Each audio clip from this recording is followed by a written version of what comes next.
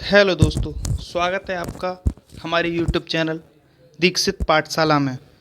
तो दोस्तों, आज हम डेन्स के बारे में देखेंगे। डेन्सों का भारत में आगमन कब हुआ था और उन्होंने अपनी कंपनी की स्थापना कौन सी सन में की थी। तो डेन्स, तो इस कंपनी की जो स्थापना हुई वो 1616 ईस्वी में हुई थी। कब हुई थी? 1616 ईस्वी में हुई थी। और इन्होंने 1620 ईस्वी में त्रैंकोम्बर, कहाँ, 1620 ईस्वी में कहाँ पर? त्रैंकोम्बर, यानी त्रैंकोम्बर की बात करें हम, ये कहाँ है? तमिलनाडु, तमिलनाडु में है। यहाँ पर इन्होंने पूर्वी तट पर एक कारखाना स्थापित किया था। तो इन्होंने कलकत्ता के नज़दीक श्रीरामपुर में भी 1750 में मुख्य व्यापारिक बस्ती की स्थापना की थी। कब की थी? 1750 ईस्वी में। कहाँ? श्रीरामपुर में। श्रीरामपुर में एक बस्ती की स्थापना की थी। अब हम देख लेते हैं यूरोपीय व्यापार की संरचना, कि यूरोपीय व्यापार की संरचना किस प्रकार से थी, उन्होंने किस चीज़ से लाभ कमाया और उन्होंने व्यापार किस प्रकार से किया था। तो उन्होंने 16वीं शताब्दी में दक्षिण अमेरिका की खानों से सोना और चांदी को मिलाकर, सोना और चांदी को निकालकर यूरोप को क्या किया था? समृद्ध किया था। यानी वे क्या करते थे कि दक्षिण अमेरिका की जो खानें थीं उनसे सोना निकालते थे और चांदी निकालते थे, और चांदी और सोने को निकालकर यूरोप को उन्होंने समृद्ध बना दिया था। तो 1700 और 1750 के बीच, कब से कब तक?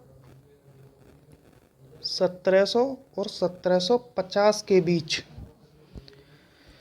270 लाख रुपए कीमत की चांदी, कितनी? 270 लाख रुपए कीमत की क्या? चांदी, और 90 लाख की अन्य वस्तुएं भारत भेजी। 90 लाख की अन्य वस्तुएं कहाँ भेजी? भारत भेजी। तो यूरोपीय व्यापार मसालों के द्वीप से लोग, यूरोपीय जो व्यापारी थे वे मसालों के द्वीप से लौंग और जापान से तांबा भारत और चाइना पहुंचाते थे। तो 17वीं शताब्दी के दूसरे दशक से अंग्रेजी और डच कंपनियों में भारतीय वस्त्रों की मांग बढ़ गई थी। यानी 17वीं शताब्दी के जो दूसरा दशक था उससे अंग्रेज और डच कंपनियों में भारतीय वस्त्रों की क्या बढ़ गई? मांग बढ़ गई। और भारतीय कपड़े अपनी विविधता, और भारतीय कपड़े जो थे वे अपनी विविधता, डिज़ाइन और अ, उत्कृष्टता के लिए क्या थे? प्रसिद्ध थे।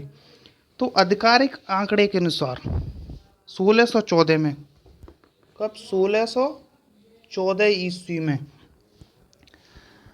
1614 ईस्वी में अंग्रेज कंपनी ने सूरत से 12,000 कपड़े के थान की मांग की। कितने? 12,000 कपड़े के थान की मांग की, जो 1664 में बढ़कर कितनी हो गई थी? 1664 में बढ़कर कितनी हुई? वह हो गई थी 75,000 थान। कितनी? 75,000 थान हो गई थी 1664 में।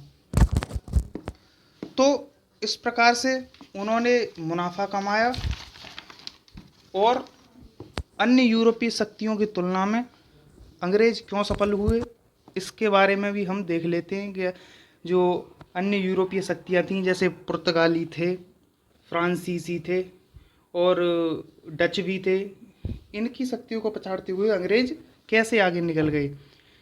तो 18वीं शताब्दी के अंत तक सर्वाधिक शक्ति के रूप में उभरा हुआ अंग्रेजों की सफलता के कई कारण थे, जैसे कि नौसैन्य सर्वोच्चता थी उनकी।